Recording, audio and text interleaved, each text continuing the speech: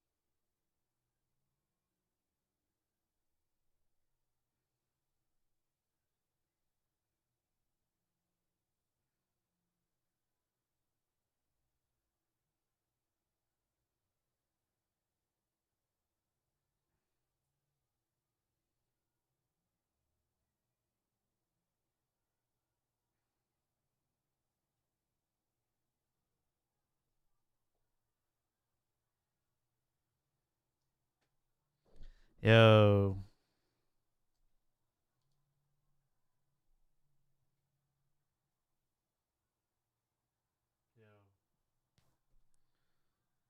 Testing, testing.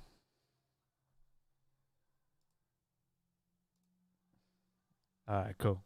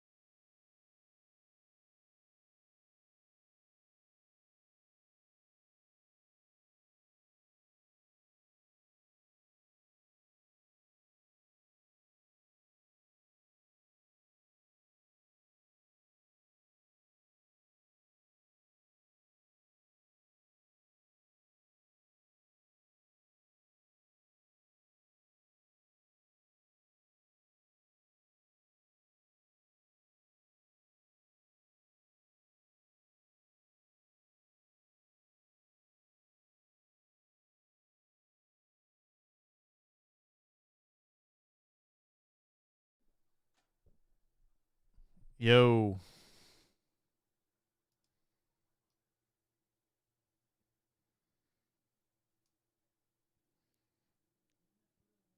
Cheeky's checking in.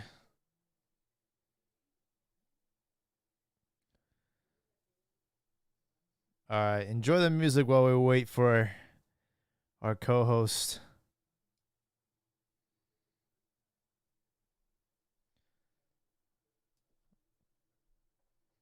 I can't hear you. The hell? I can see you speak, but I can't hear you. The hell? Is your mic working, bruh?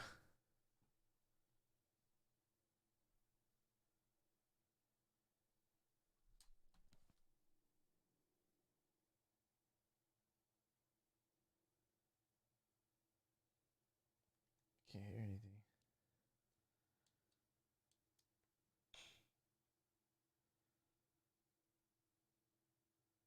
The hell?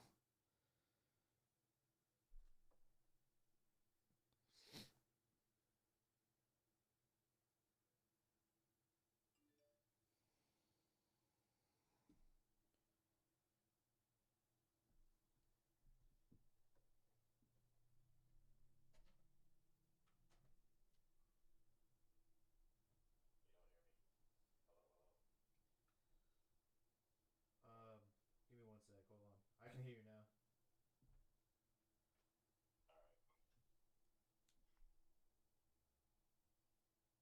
Why is it not working?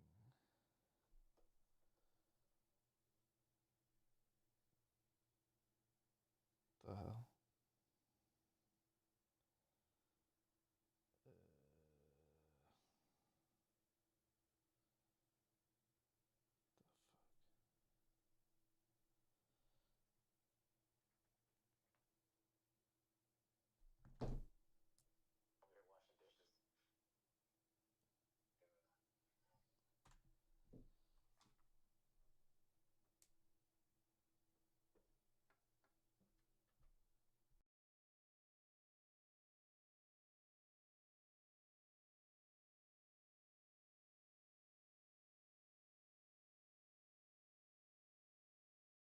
There you go.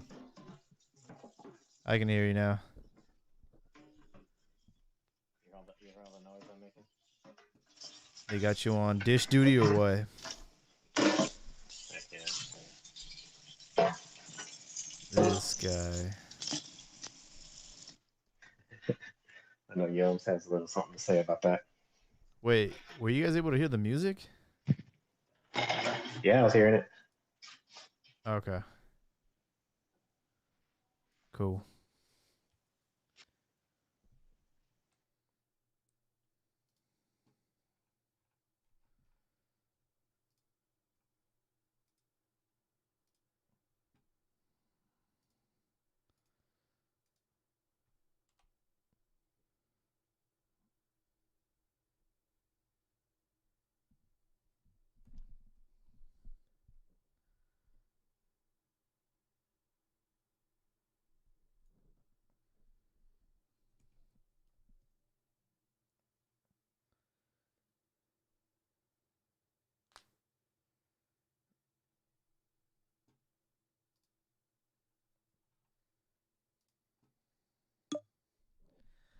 What up, Yums?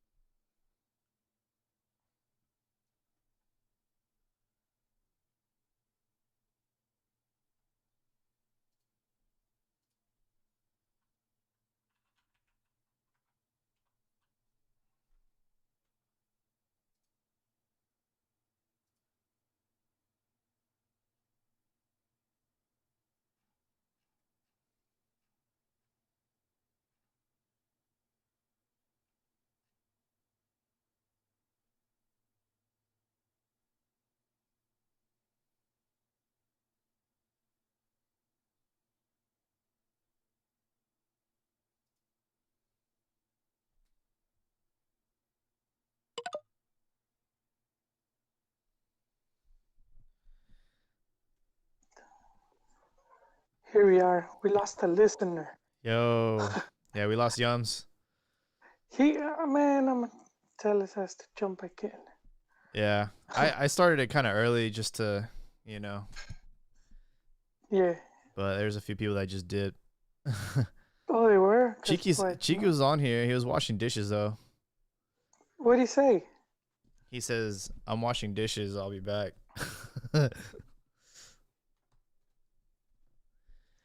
I figured since, like there's really not much on the docket. I mean, we had like a partido molero or two, so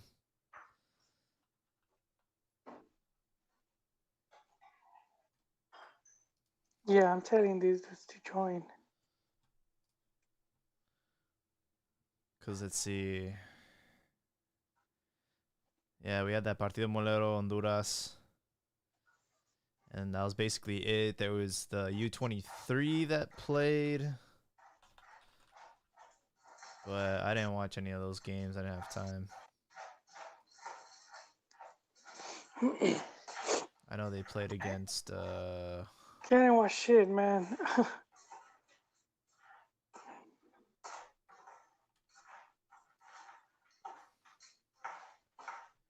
Oh, did you see what they just posted right now? Well, not right now. Something about Higuera. The investigation. yeah, I posted that. There was news of that since he left.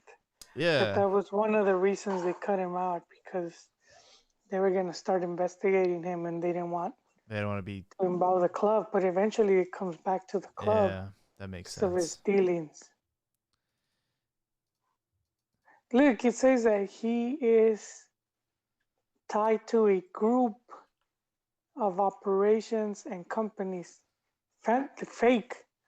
They're just like a name, I guess, to move money around. Oh yeah. A lot of people do that though. Like a lot of these businessmen do that. Yeah. All right. Laser vision. Laser vision. Oh yeah, we could talk about that dude coming to Liga MX, Podolski.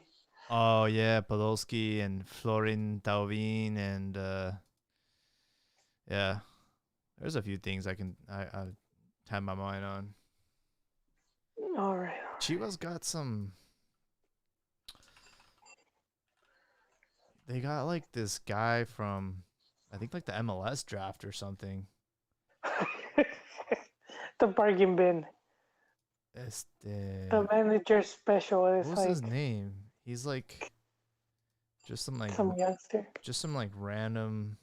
Well, you know what? Pelaez has had like I think his son and his nephew, and I think what they do is they do like that stats shit. You know, like the statistics, like these dudes that they'll see your games and then they kind of figure out how many and all that shit. And so they use that for like youth to try to like find.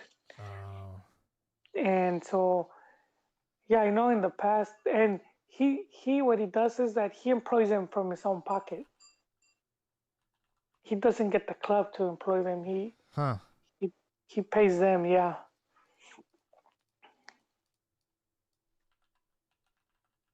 Just because he doesn't want it to be like to ever end up being something like crooked or anything like that.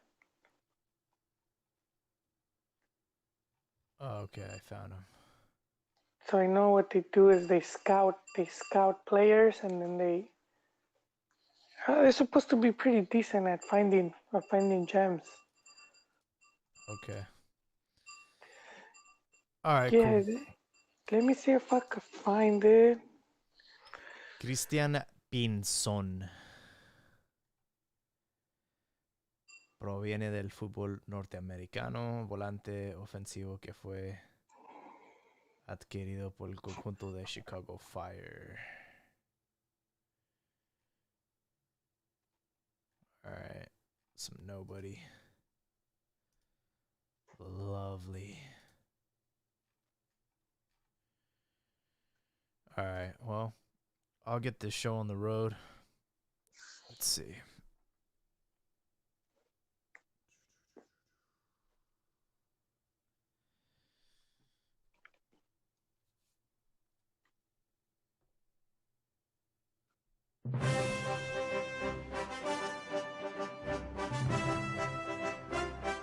Hello, everyone. Welcome to CantinaMX. We're back with episode 289. Not too much commotion since our last episode. We had a Partido Molero. Funes Mori is officially Mexican. And Tata Martino might have to eat crow after all with the lack of strikers.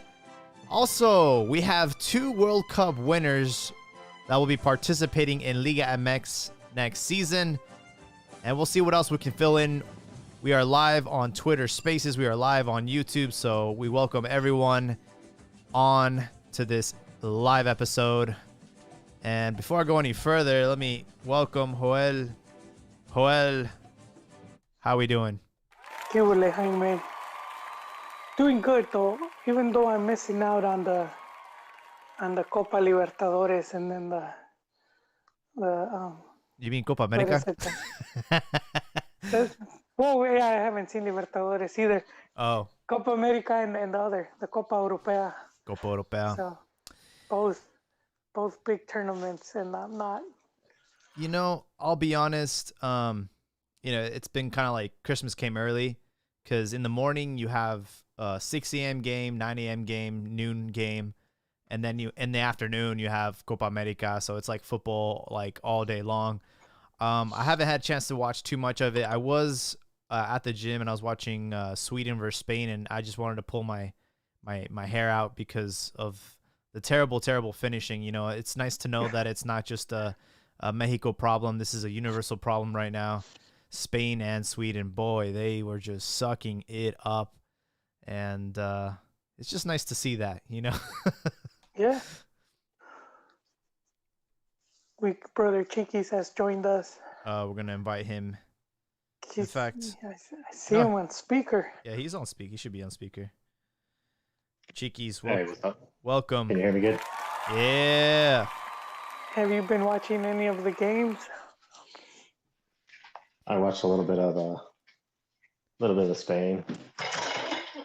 Yeah, that was the one I was watching. There's I this. was watching the Denmark a little bit also. That was some scary stuff. Watching Christian Eriksen, just collapse on the floor. Oh yeah. I thought he died, and He did have a heart attack, right? Probably. I don't know what it was, but I thought he was dead, and the players quickly surrounded him. Because the cameras were just recording this whole thing. It was pretty brutal to watch. No respect for that, and then he ended up being conscious before they carried him out on the stretcher. So we don't know how long he's gonna be out for, but wish him a speedy recovery. That was just brutal. Also, the GOAT makes a statement in a press conference. Cristiano Ronaldo. They tried to do The Coca-Cola. what is it? Oh man, what's the nickname for the Chivas coach? The hell of products in front of him. They tried to put the Coca-Cola. Midas, the King Midas. No, dude, you had, I think you made it up. A nickname for that. Wait, what? What are you talking about? Chiquis, you're losing me here. The Chivas coach that had all the products in front of him. You mean Cardoso, like former coach. You have to say former coach, Chiquis. Yeah, Cardoso. The Chivas coach, the Cardoso. No, but he's not the Chivas. He was the former Chivas coach. Yeah, that's what I'm saying. The Chivas coach. So no, Chivas coach is Bucetich. Chiquis, come on, man. Is Buse right now? You know what I'm saying. It took me a while. They tried to put the Coke. They tried to put the Cokes. In they tried to. What did he do? He's not about that, man. He ain't got no 6-pack abs just for drinking Coke. He takes out the water and puts it. This is water is what I drink. He's a water boy. He's a water homie. Yeah. But he said that he's like, I just drink, and then he said water. He said agua. He had a bottle of Dasani, which is from Coke. So I wonder if will he get in trouble for doing that? Because that's product placement. It's supposed to be there at every press conference. I'm sure Coca-Cola has some kind of like deal or contract with the Euros. And he just moved them out of the way and said, I want water. I only endorse water. But it's his image, though, so it's... Yeah. It depends, because it's his image as well. If anything, it's like free marketing there because everyone's going to be talking about, Coca-Cola and how Ronaldo doesn't like it. He doesn't drink soda. Yeah. He'll be on the organizers. Yeah. One real quick thing before we get into the show. I was watching the Sweden game. There's this kid named Alexander Isak, man. This guy's a beast. And I'm just looking at him, and it's just like, what a waste, man. He's like playing for like Sweden, like they're never gonna accomplish anything. And he's really, really talented. Like this guy, like at one point had like 4 or 5 defenders on him, was able to get past all of them. I don't know how. He crosses the ball, and then his other companion just whiffed it really hard.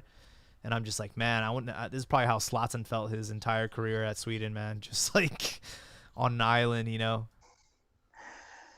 Yeah. Yeah.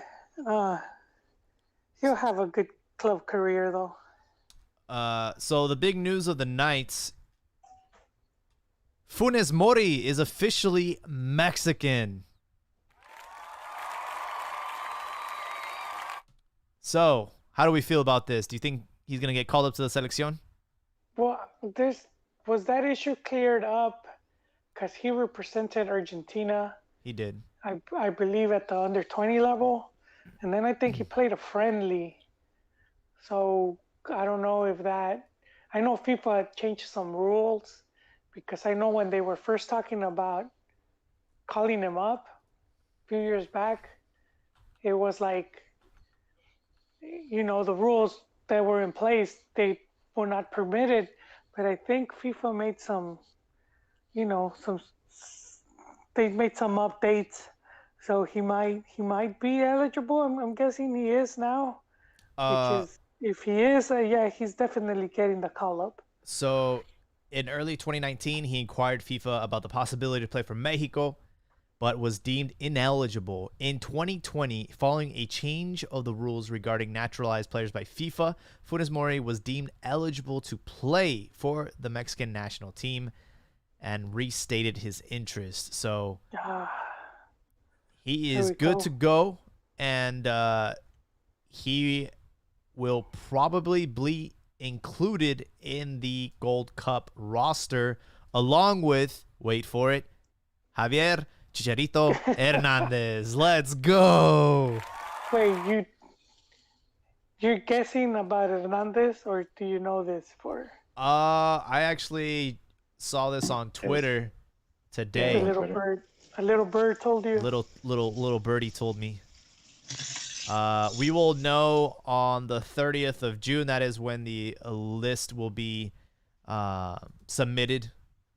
But that is the latest rumor, because we do have a striker crisis in Mexico. I don't agree with this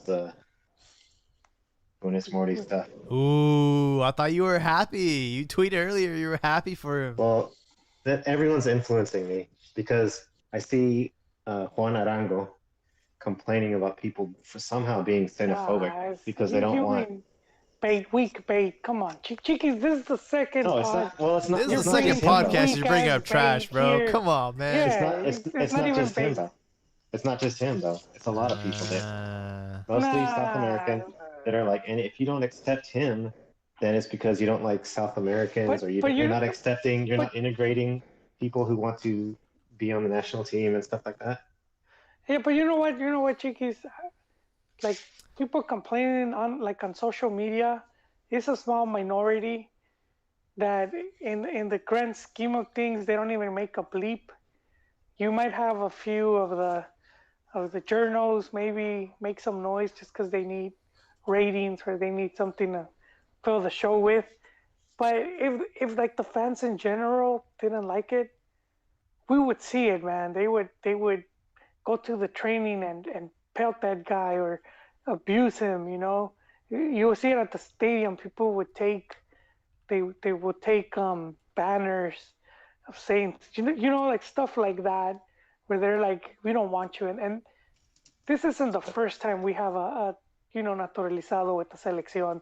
There's been a few, and it's always been the same BS where it's like, they make us believe that the fans are against it, but then you don't really see anything happen, aside from just something reported that they don't like them, but then.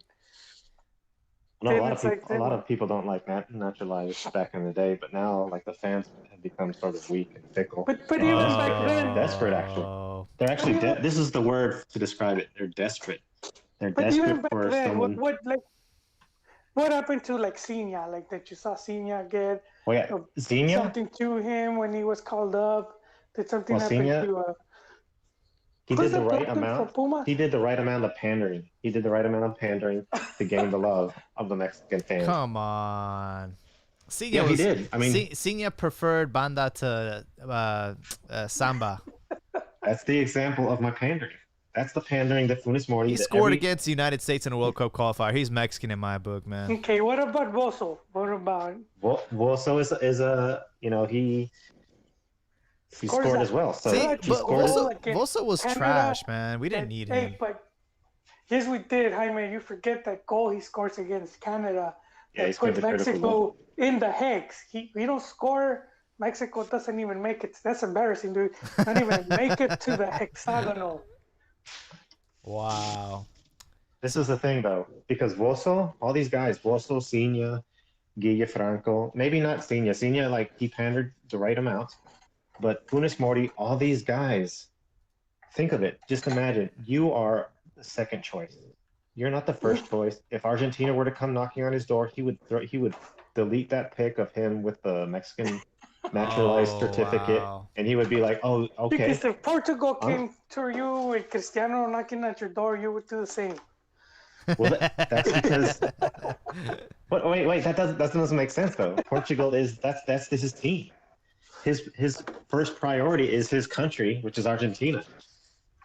So this is turning into a club thing. Like if you see a prospect and, he's got his parent is from your country, then you could probably scoop him up. And this is like a club team. If you can make it to the World Cup and that club can't, then that's sort of the way to go. It's like this guy that Jaime was talking about from Sweden.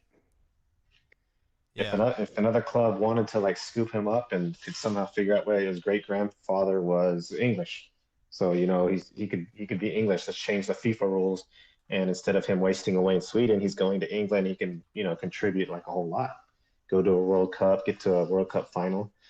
All that, and everyone states this too. Funes Mori, all that he wants is to go to a World Cup, and Mexico is just the pathway to do it. He's getting on the car just to go to the World Cup. I don't think he has I think his intentions are genuine. Let's take a look at the numbers. I mean, we look at Guille Franco, who played for Monterrey from 2002 to 2005. He had 119 appearances, 63 goals.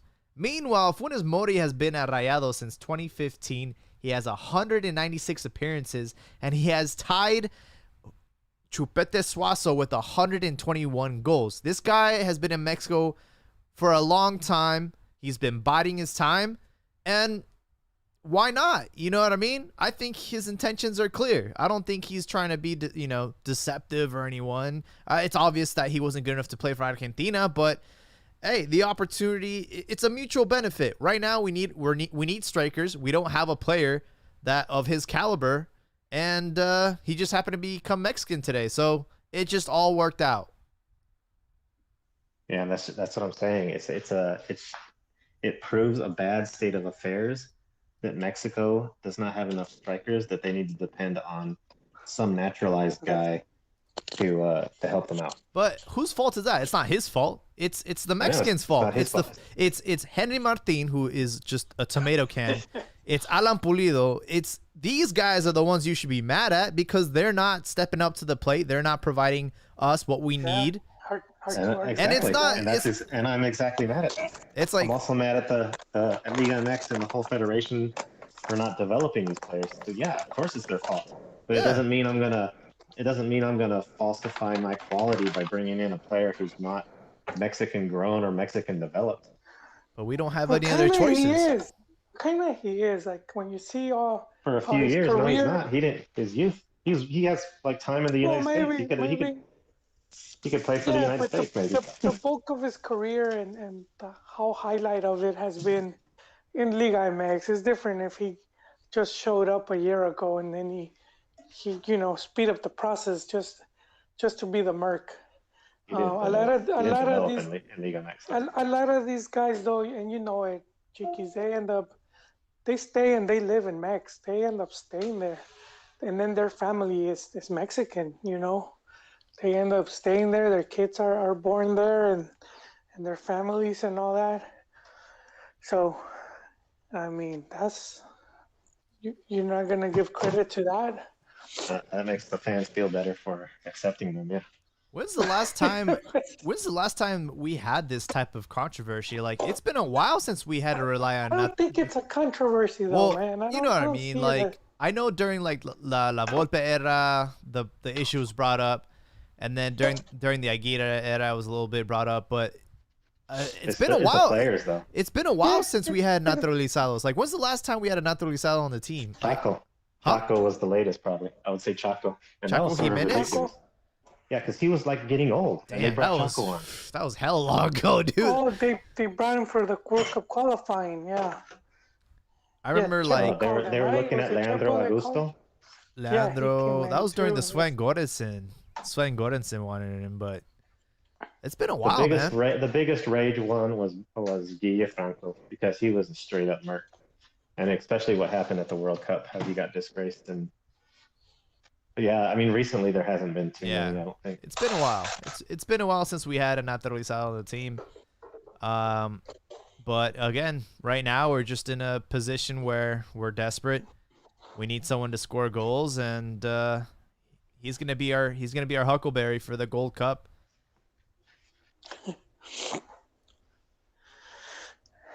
Yeah, I don't think it's a controversy. I think the media makes it one. Like that guy you were talking about, Juan Arango, he just brings it up for clickbait. So I think that's what it is. I think that, you ask the majority of fans, they don't even care. Yeah, I don't think they'll care. He's been around the league for 6 years now. Everybody's familiar with him. Everybody knows who he is, and he's got a track record, man. He scores goals. And Rayado fans are happy that he's getting called up. I think a lot of fans are happy. Well, see, there you go. I don't think it's been an issue. I think maybe you gotta go maybe 20 years, and then football was a bit more like, I guess you could say, like, there was more like national pride, I guess. But I think a lot of that's changed now, and you just don't see it anymore. It's more Vende Patrias, man. No, it's just not that. It's just because the game became so globalized, where it's commercialized. No, more like globalized, because you see it in Europe too. This is all pretty recent. This wasn't how football was when you see for many years. When you saw an English team, it was legit English team. Now there's 10, 12 foreigners. So their football's not really English football anymore. The coaches, the majority of players, they're from all other places.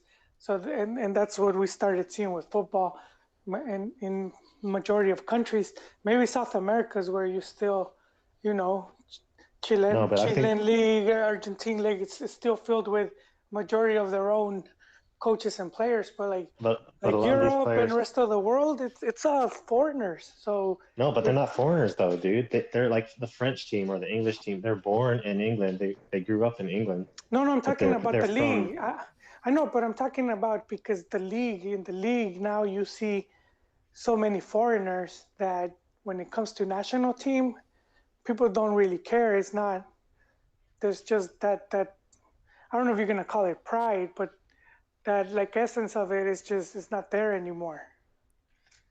It's not that big of a deal anymore. If you want to suit up for a country, they'll make ways to make it happen. Look at Diego Costa. He was Brazilian.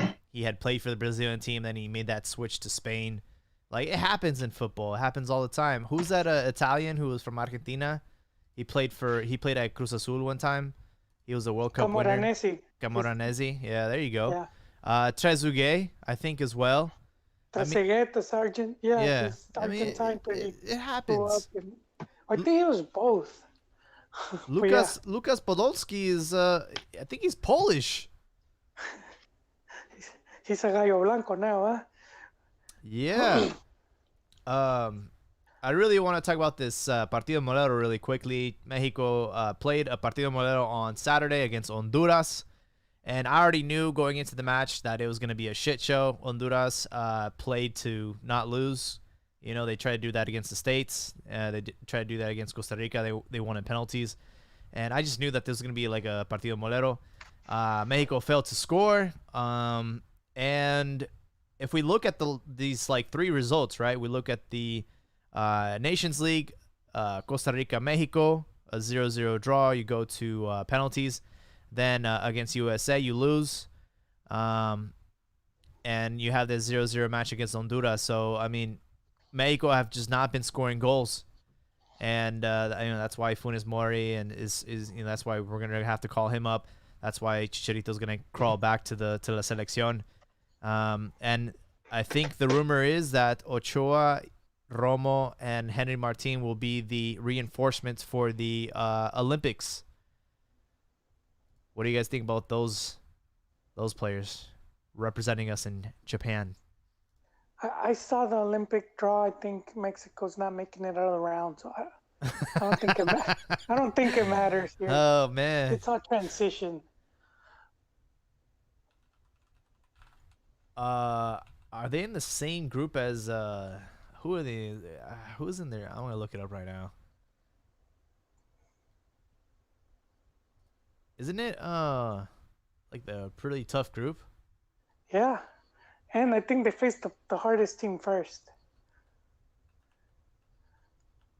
Olympic men's soccer. I'm looking it up. Oh, man. All right. Puras fallas.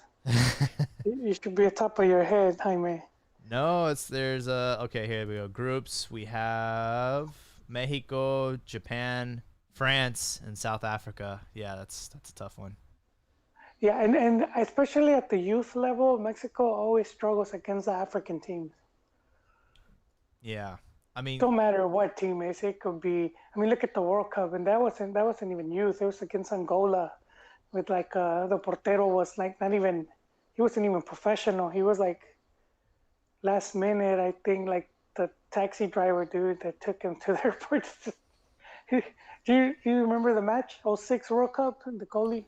Angola? He was the only white guy for Angola. Yeah. Yeah. But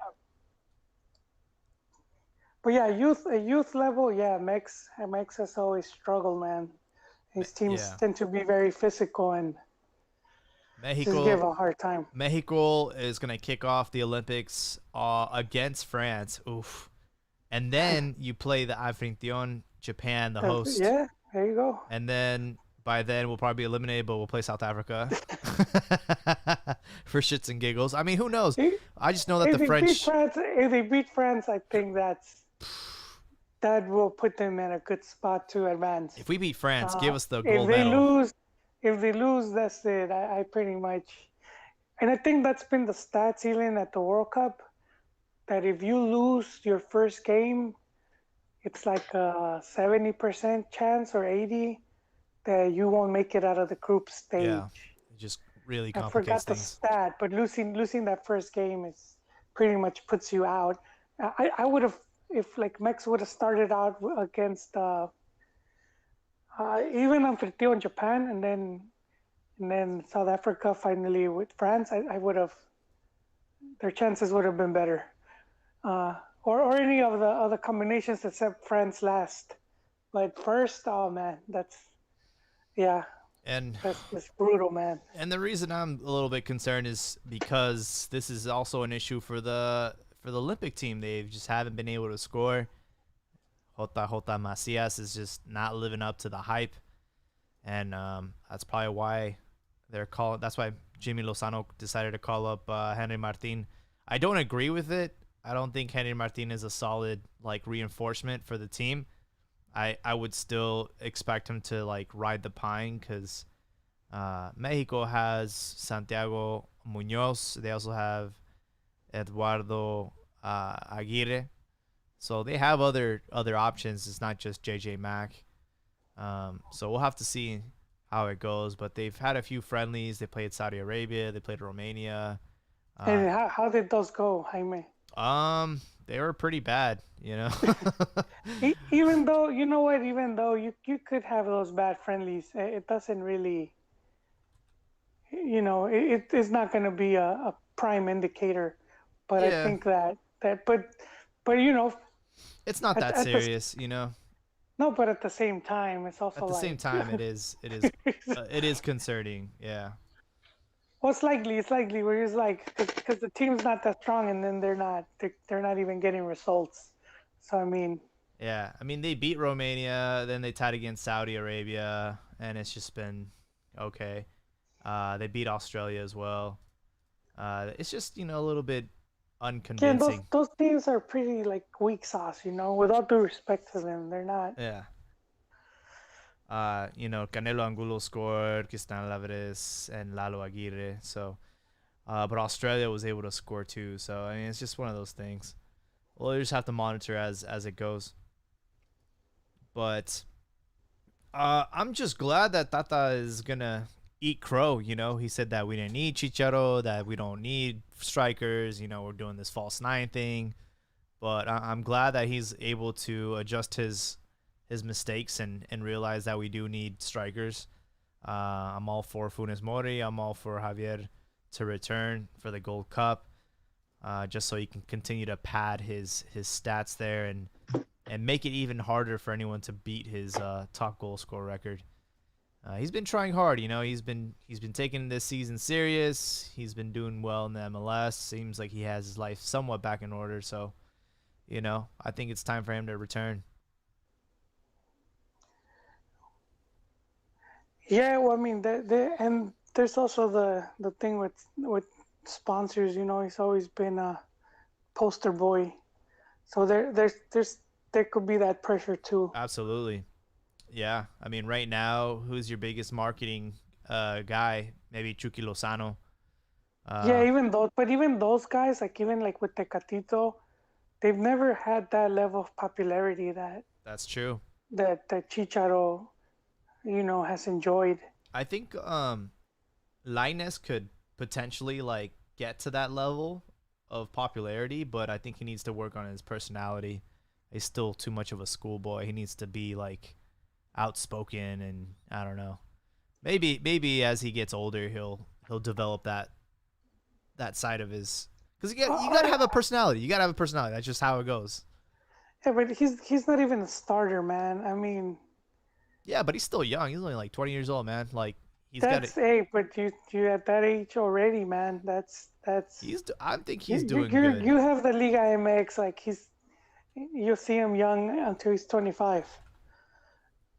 He's still juvenil. Yeah, he's 23, 25. He's 21, man. He just turned 21, so I mean, he's. Yeah, but top players at that age, they're already starting. They're already key. Well, we're talking about Mexico, bro. We don't start developing. We don't start maturing until we're 30, bro. We still living at home. You know what I mean? 10 more years. Look at Carlos Salcido, man. This guy made his debut at 25 or something. 20. He was old already, man. It's just how it goes. Even Raul Jimenez had a long struggle of getting consistent playing time. No, but I mean, but in Europe, but he was in America and yeah, he had been, yeah, he made the jump. I think because Lainez, I think if he would have stayed at America, and I know a lot of people are not going to agree with me, I think he would have been more, especially if he was successful with them. I think he would have been a bigger name than just going to Betis and then he writes the pine and he gets a game every now and then.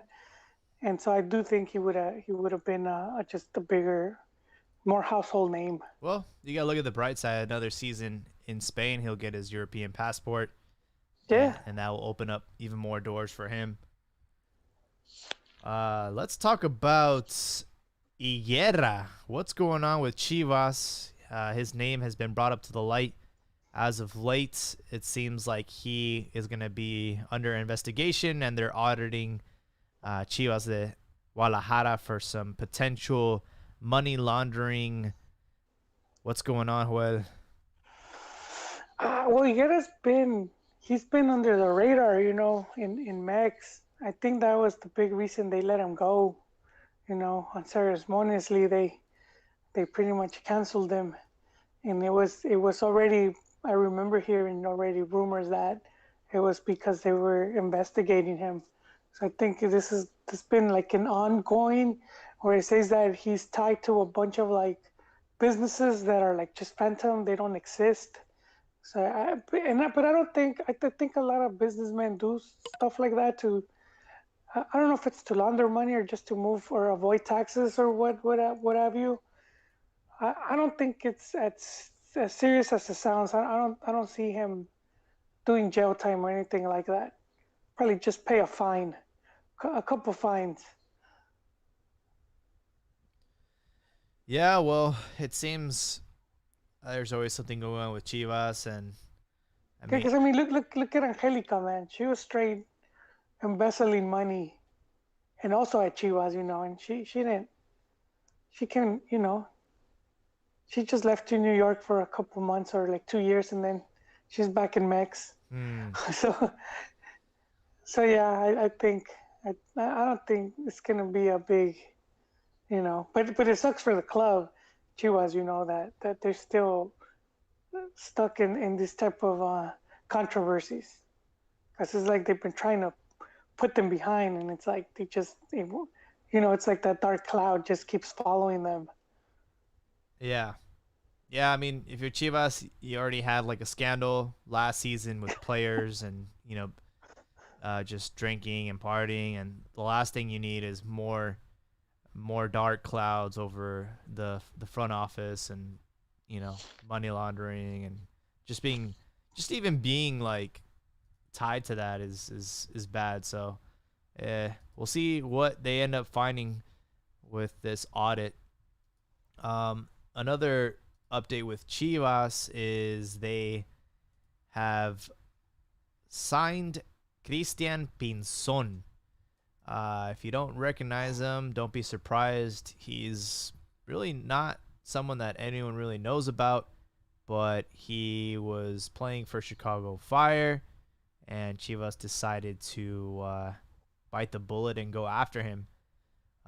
But he is going to be primarily playing for El Tapatio, so he'll have to earn his stripes there. Do you know how old he is? Let me look it up, actually. Let's see. He is... Damn, he's not even on Wikipedia yet. I have no idea how old he is, man.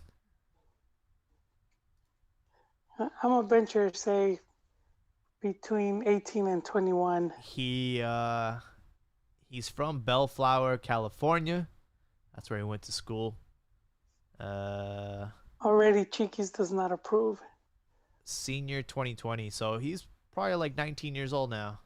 Yeah, see, there you go.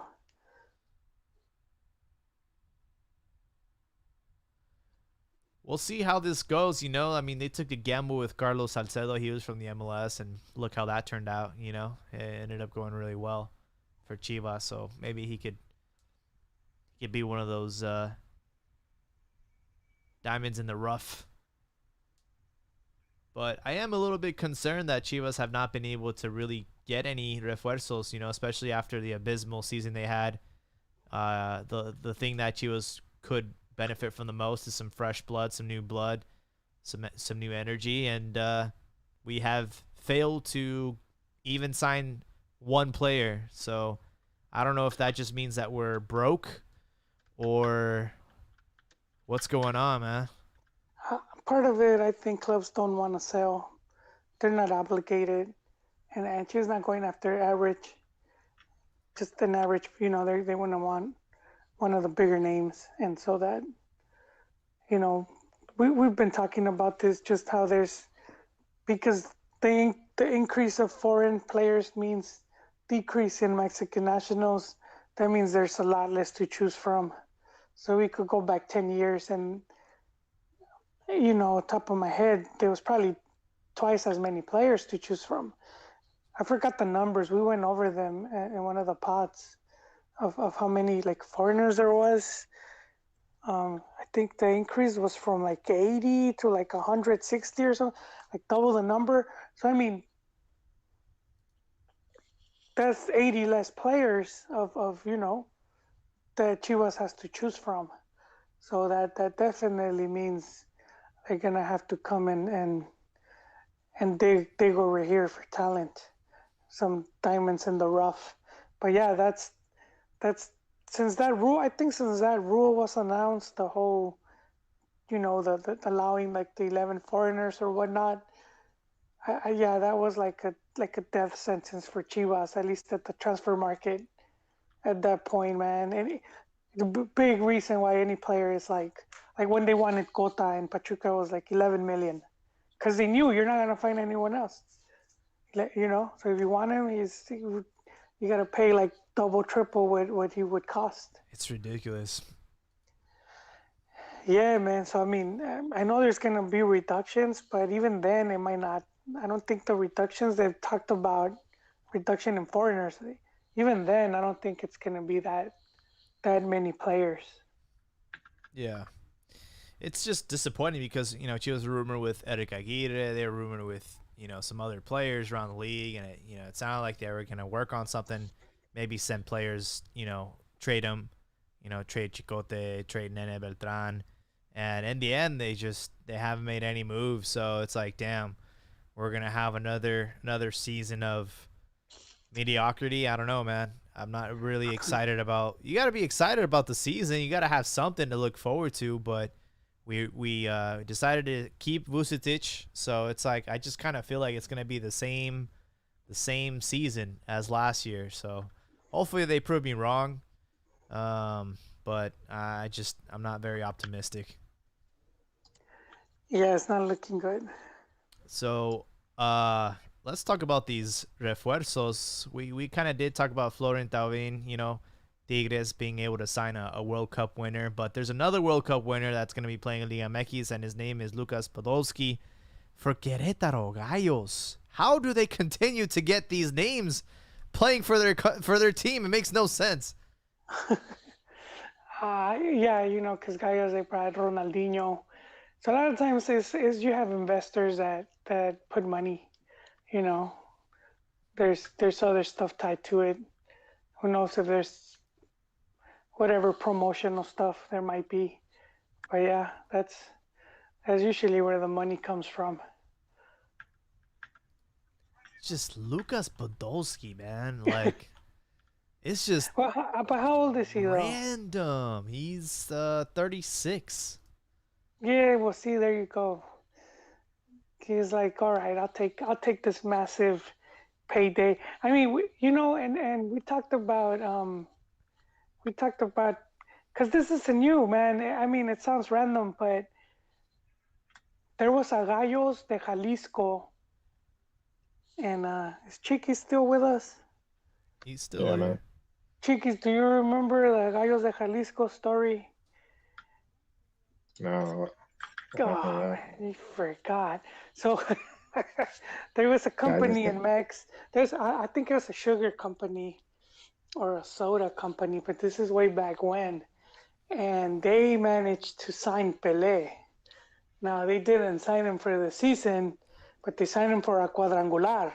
Since back then in Mex, that was, before they did all the mole tours in the U.S., it was very common to have these like 3-team, 4-team mini tournaments. And so they had a mini tournament with Atlas and Chivas.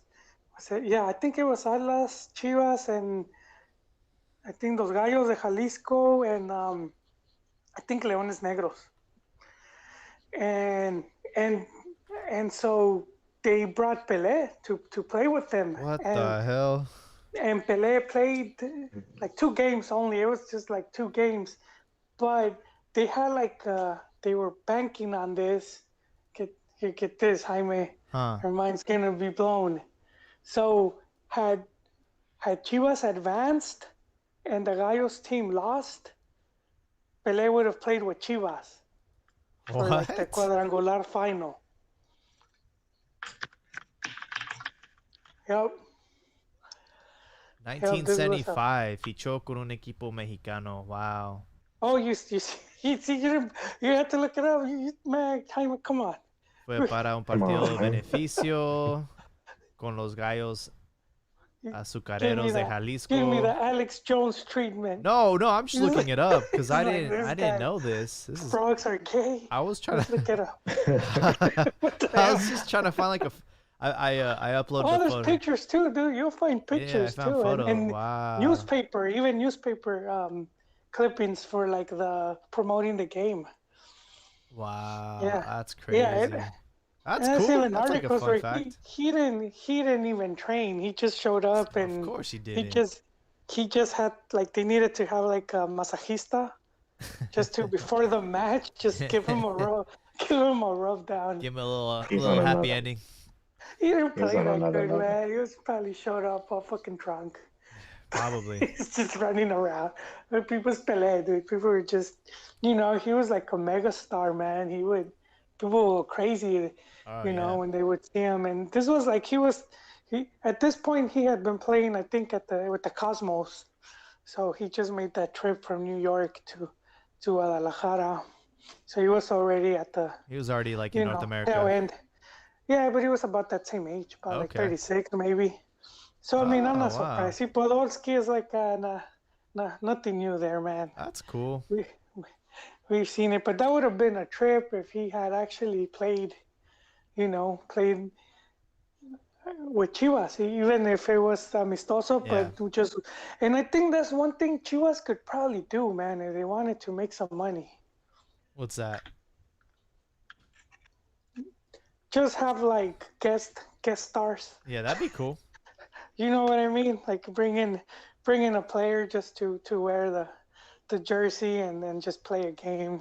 I don't think they really need it, but it's like, because they're such a big draw, they don't really need it. But while we're on, who knows what that would. While we're on memory lane, between our last episode, Loco Abreu has finally decided to hang up his boots. He's retired, and I found a photo of him and Guardiola when they played for Sinaloa. Man, that's crazy. That's such a crazy photo.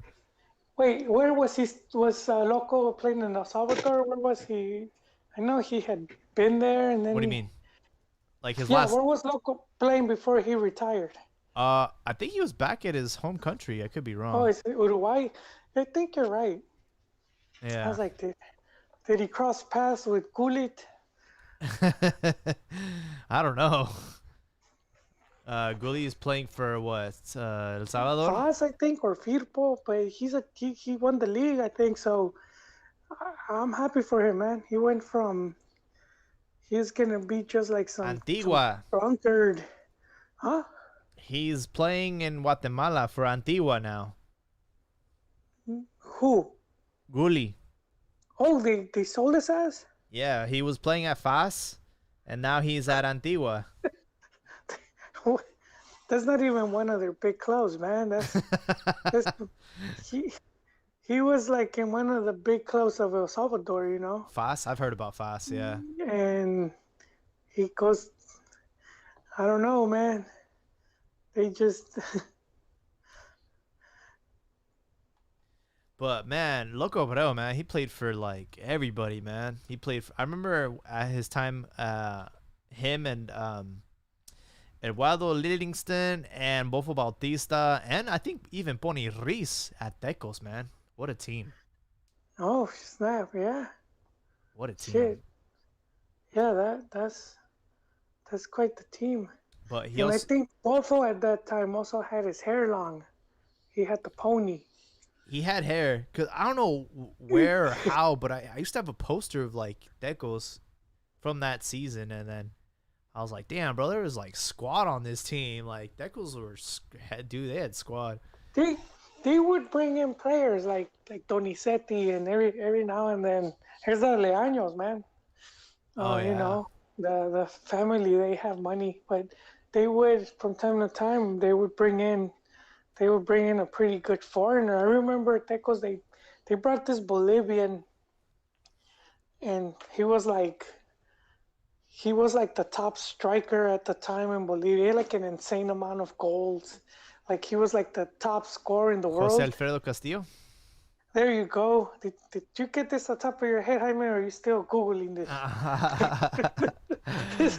I googled And this one. I googled this one. but you know what? This dude, and I remember, because I remember Bolivians being salty because he came to Mex. But Oh. but the team, because some team from Spain wanted him, but they wanted to pay like peanuts, and Tecos put more money, and Tecos was one of the smaller teams.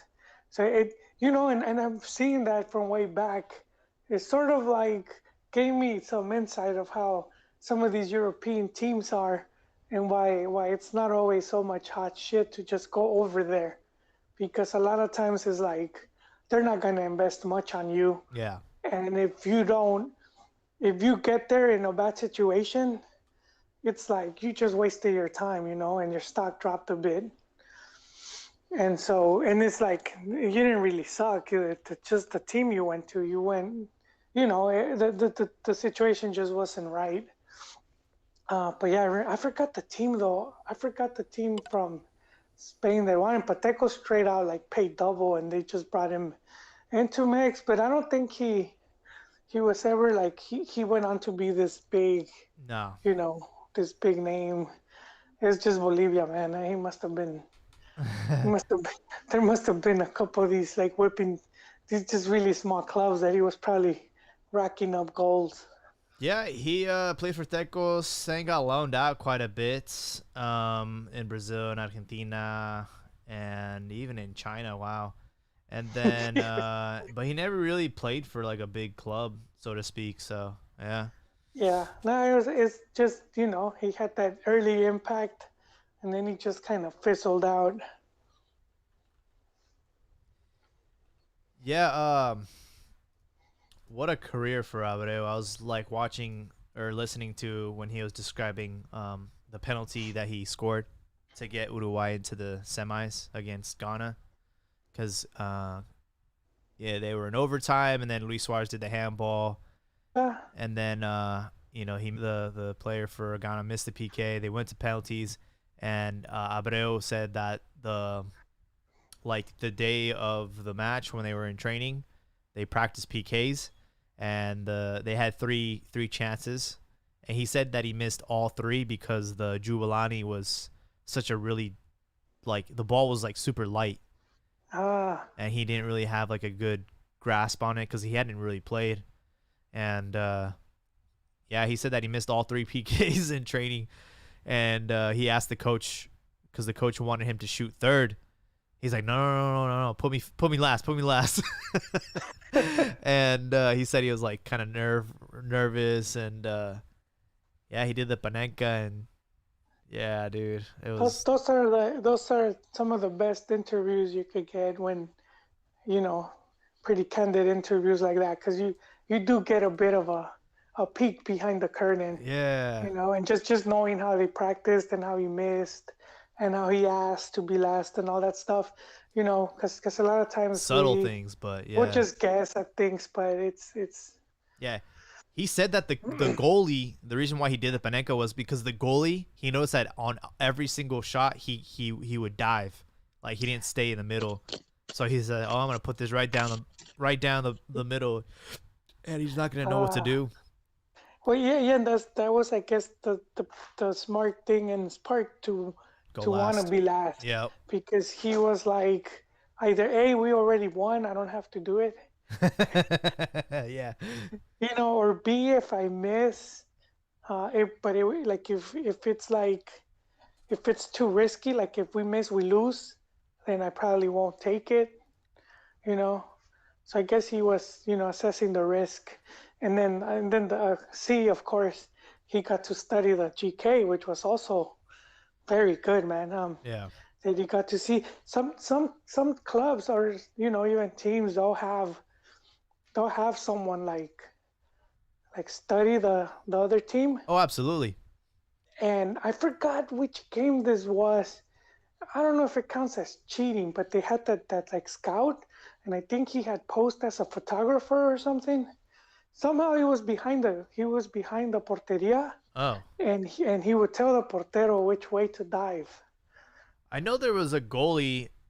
Was it the Dutch goalie or German goalie? But he had like a little cheat sheet of. Oh, in his gloves. He had a little cheat sheet, like he knew where each player was gonna dive, like, or I guess they had like a statistic where like, oh, this guy shoots like left most of the time or right. I wouldn't count that as cheating. I think having like it's just scouting. Yeah. I do think having like that scout behind you, because some of these dudes are very good, where they even know like body language. Yeah. So, and they know like, okay, his foot is placed like this, and this is how he steps, and so he's doing half of the job for you right there, man. So I do think I would count that as cheating. Yeah, I guess so. I mean, if you're the goalie and you know that shit because you studied it, then that's that's fair. But if you have some dude, come and stand behind you and that's his sole job, right? I don't know about that. I have some statistics for you, Copa America, since we're on the topic of South America, Loco Abreu. Mexico is the in third as far as supplying the Copa America with players. So number 1 is Serie A with 28. Number 2 is La Liga with 24. And Mexico has 23 players that are playing in Liga MX that are currently competing in Copa America. Serie A is probably all Argentines and Uruguayos. We have Angel Mena, we have Cabecita Rodriguez. I've seen a few players already play. I know in Ecuador they have a few. And has Ormeño played? Has Peru played yet? That's a good question, actually. I don't know. That was my boy, but it wasn't meant to be, Jaime. I wanted him for the goats. I would have heard about it. I don't think he's made his debut yet. Nah, well, he gets one stripe instead of one vertical one. That's right. He changed one franja for the other, right? Yeah. That's awesome. Yeah, so far, Peru hasn't played. They actually play on Thursday. And I think they left out Ridas. I don't know if he just hasn't been playing good, but I was a bit surprised because he's been a pretty good player. He got snubbed. Yeah. Yeah, that's pretty shocking. Another fun fact from Copa America and Mexico. Everyone's criticizing, Liga MX for allowing 12 out of the 18 teams to make it to the playoffs. Well, guess what? This year in Copa America, they just did 2 groups of 5, and 4 out of those 5 teams get to go to the next round. So, well, I mean, this the way this Copa America came about. I think it was going to be in Argentina, and then they realized they're too broke, And Brazil, I thought it was because of COVID. It's not because of COVID? Guess both, man. Argentina's been broke for a long time. Their peso has been getting devalued. It's just a bad place for them. But if you want to travel, it's really good. It's cheap. That means it's pretty cheap. Not the plane ticket, but once you're there, Oh, that's right. You were over there, huh? Yeah, I've been twice. And wow. Big part of that is, you take your dollar and you get like double, man. Because they use the peso too. So it used to be 1 for 1, $1, 1 peso, and now it's like 12 or 13. Oh, really? So you change a dollar, they give you 13 pesos. So man, you change 300, 400, you're balling, dude. You have but I mean, you have to spend it there. You can't switch it back. $1 is 95 pesos right now. What? Are you sure, dude? Dude. It was like 13 when I was there. Dude, 95. I'm finding that hard to believe. Hi, Mary. This is on XC.com, man. Is the Dogecoin or you Bitcoin? No, I'm seriously, dude. Google this right now. 95. The most and the highest I got to see it, because when I was there, it was like between. It would change, every other week. Wow. And it was between 10 and 13, and then the euro was like 18. But 95, I mean, goddamn, dude, that's insane. And so yeah, nah, if it's that high, yeah, dude, COVID is a bunch of BS, dude. Let's see. 95 June. is... All right, so a year ago, $1 was around 69 pesos. Oh, damn, dude. So it's Well, Jaime, if you want to travel, dude, oh man, I'm about to you go. could rent a house, dude. This is how you do it now. Airbnb is cheap, so you would rent you could rent a pretty big house. Man. And just wait, what year did you go? I went in 2011 and 2013. Let's see, 10-year charts. 2011, $1 was around 4 pesos. 4? Yeah. I could have sworn 13, man. Come on, what are you looking at? XC.com, man. That's like the #1 currency thing. And then in let's see. It didn't get to 13 pesos until 2016. I might be seeing it wrong, but I know I was getting at least almost double, triple of the value. Oh wow. With the dollar. So but man, 95. Yeah. Shit, dude. Yeah, but I mean, it's still. I know I was getting more. I had dude, I had stacks. and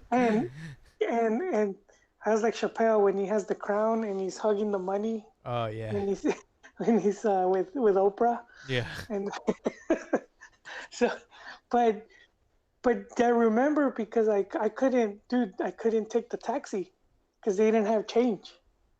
I had all these 20s and shit or 50s, and they didn't have change for that. You needed a bunch of fucking coins and shit like that. And I was like, dude, I just you feel like a dick trying to.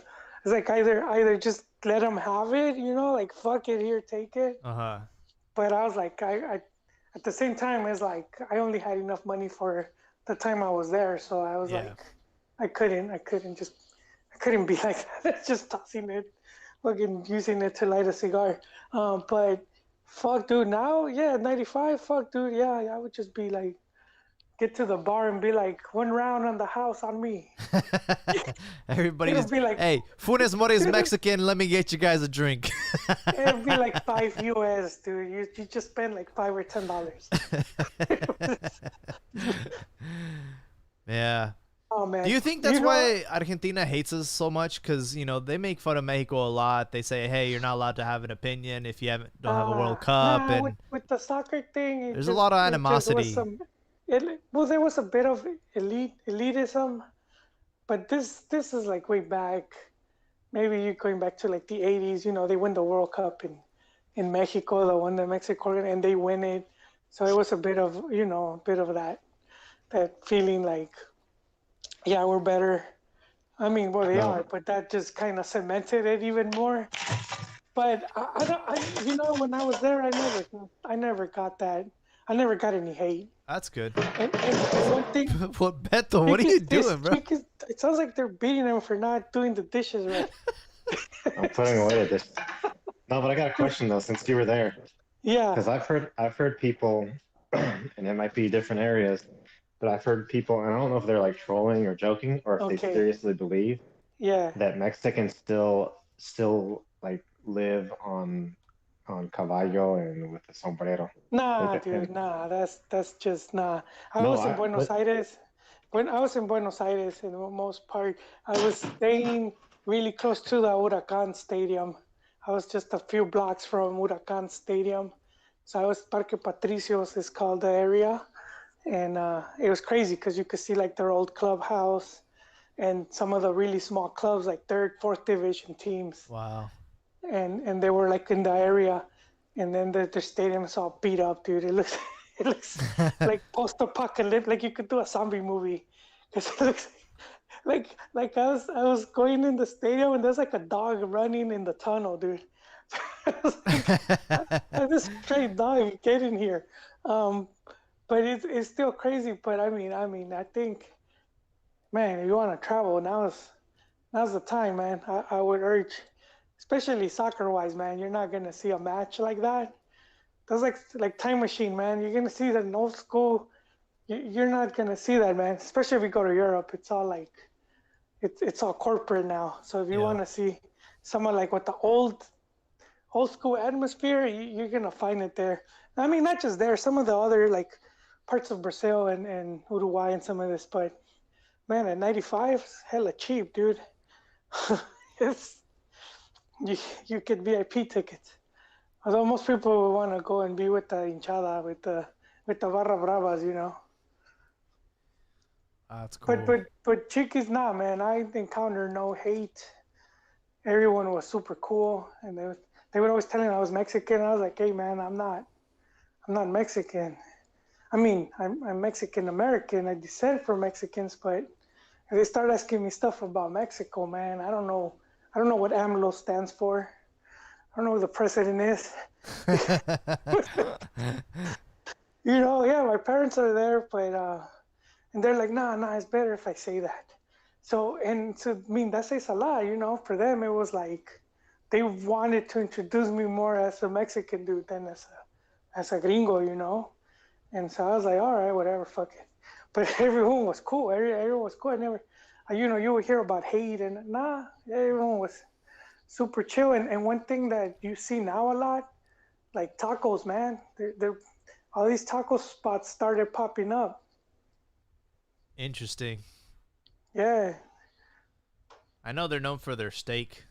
They do a lot of carne asada. Oh yeah, but now you have to be careful where you go, because like restaurants wise, because what happens now is they started exporting more. Oh. So like all the top carne gets, all the good cuts are coming here. Yeah, they're coming here, and because I'm telling you, I went to a few that was like, what the fuck is this, man? This shit was whack. And I had like where I was staying at, next door Carne neighbor. de caballo, or what is this? This next door neighbor dude, man, and he had like a makeshift. He had like his own grill he made out of, looked like a tambo atomico, you know. Like I was like, is that thing even gonna work? Man, this dude killed it, dude. That was one of the most delicious meals. And he went and he bought it at the local grocery. We must have spent like $30, and like 10 of us ate. Damn. A bunch of steaks and sausages, dude. And it's just, yeah. But 95, dude, you fuck, man. I'm almost jumping on the plane and headed back, man. Yeah, definitely. Yeah, Ron should go. Ron, you go get married. He needs to get out of the house. Ron, if you're listening, you gotta get out. Get out of the house, man. But not too much action this episode. Again, it was just some partidos moleros.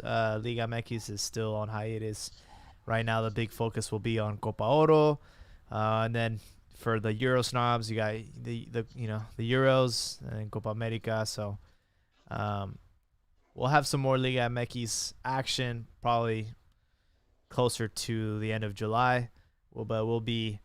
Hopefully we'll be covering some Copa Oro. I know we have plans to go to the game against Nigeria at the LA Coliseum. That's on the 3rd of July. And I'm going to try to get out to at least the final in Vegas. We'll see. If Mexico doesn't make it, though, I don't know if I'll go. Oh yeah, man, I need to get on that Nigeria thing, because I forgotten to submit my application. Yeah, you better do it before I think the cutoff's the 19th. Yeah, oh man, It's like 3 days, man, maybe. It's like 5 days from Yeah. now. Shit, all right. I've held out to the last day, but I'll do it tomorrow. All right. Well, any closing thoughts before we end tonight's episode? Yes, go to Argentina, man. If you wanna travel at that rate, you're gonna have a lot of fun, man. Just research it, don't just go and do the touristy crap. If you research it and if you know someone, do that, you could just go for like 2 weeks. At that 95 rate, you'll be king of the bar, man.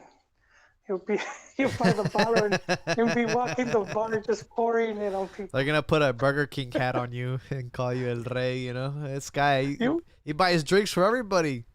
Remember that dude? What was this dude that he would take pictures? He ended up getting banned because he was like on Twitter and he was on Instagram, but he used to take pictures, but he used to go to like these big clubs and bars and he would just like be dousing like girls with alcohol and taking all type of crazy. What was his man? I forgot his name, but you could be that dude, man. You could be that guy. Getting people drunk and shit, and everyone fucking wants to be your best friend. Oh man. Well, I want to thank everyone for listening tonight on Twitter Spaces and on YouTube. And we'll be back next week with episode 290 of CantinaMX. Hopefully, the Mexican national team starts trying harder, and we'll see if Funes Mori and Javier Hernandez make the cut for the Gold Cup roster, because we definitely need them. All right, everyone. Have a great night.